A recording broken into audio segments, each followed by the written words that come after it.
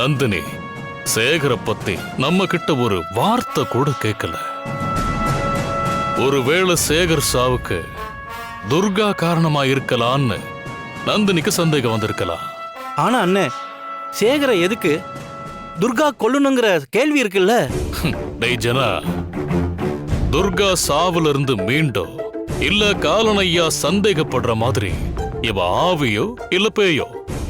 ஆனா அவ தன்னை கொல்ல வந்தவங்கள அல்லது கொன்னவங்கள துர்கா பழி தீர்க்கறதுக்காக சேகர கொலை பண்ணிருக்கலான்னு துர்கா மேல நந்தினிக்கு சந்தேகம் வந்திருக்கலாம்ல. ஏங்க, அந்த 4 பேரும் கூலி படைங்க தானே, அவங்களை ஏவி விட்டது நாம தானே. அப்படி பார்த்தா நந்தினிக்கு நம்ம மேலதானே சந்தேகம் இன்னும் அதிகமா இருக்கணும். கண்டிப்பாகல, நந்தினி நம்ம மேலதான் சந்தேகப்படுறா. அதனாலதான் சேகர் திருட வந்திருக்க மாட்டான், கொலை பண்றதுதான் அவனோட ப்ரொஃபஷன். அவன் நம்ம வீட்டுக்கு வந்ததுக்கு வேற காரணம் இருக்குன்னு சொல்லி அவனை என்கொயரின்னு தனியா கூட்டிட்டு போயிட்டா. அன்னைக்கு மட்டும் அவன் நம்மளை காட்டி கொடுத்திருந்தா இந்நேரம் நம்ம ஜெயில இருந்திருக்கணும்.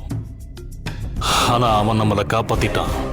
அந்த துர்கா சேகர கொன்னுட்டா. ஆனா நந்தினி சேகர நாம கொன்னதா கூட சந்தேகப்பட்டிருக்கலாம்ல. அதுக்கு வாய்ப்பே இல்ல. அவனை நாம கொண்டிருந்தா சவுத்துல எதுக்கு ஆரம்பம்னு எழுதியிருக்க போறோம்.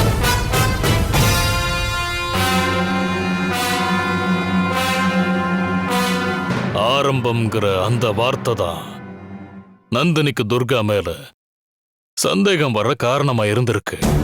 என்னங்க, துர்காவை கொல்ல வந்த அந்த 4 பேரும் கூலி படைங்க தான். அதுல ஒருத்தனுக்கு சாவுதான் தண்டனைனா மத்த 3 பேருக்கும் என்ன?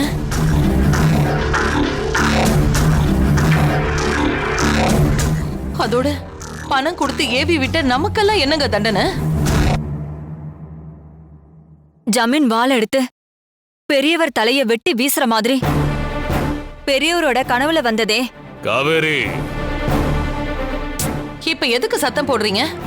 எது நடக்க வாய்ப்பு இருக்கோ அதத்தானே காவேரி சொல்றா. இத பாருங்க, துர்கா என்னையெல்லாம் நெருங்கவே முடியாது.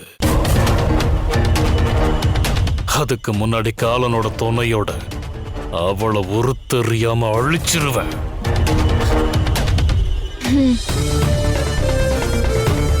அண்ணி, நீங்க எதுக்கும் கவலைப்படாதீங்க. அண்ணே, எனக்கு ஒரு சந்தேகம். சொல்லு. எல்லாத்தையும் ரொம்ப டீப்பா அனலைஸ் பண்றீங்க. நீங்க சொல்ற மாதிரி பார்த்தா நந்தினியோட சந்தேக வளையத்துல நாமளும் துர்காவும் இருக்கலாம்ல. ஆமா. என்ன, மறுபடியும் ஒரு ஆதாரமோ இல்ல சாட்சியோ கிடைச்சா போதும், அந்த நந்தினி நம்மள தட்டி தூக்கிடுவா. ஏங்க, நம்மள காட்டி கொடுக்கணும்னா அந்த சேகர் தானே காட்டி கொடுத்திருக்கணும். ஆனா அவன் தான் செத்துட்டானே. ஆனா அவன் கூட இருந்த 3 பேரு இன்னும் உயிரோட தானே இருக்கானுங்க.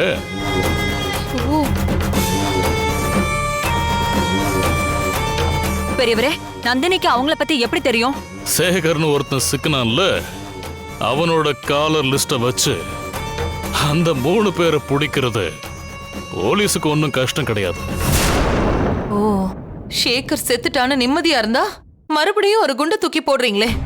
இத பாருங்க, ஒரு கிரைம் பண்ணியாச்சு. அது சம்பந்தமான ஆதாரங்களும் சாட்சியங்களும் இருக்கிற வரைக்கும் நமக்கு எப்பவுமே ஆபத்து தான்.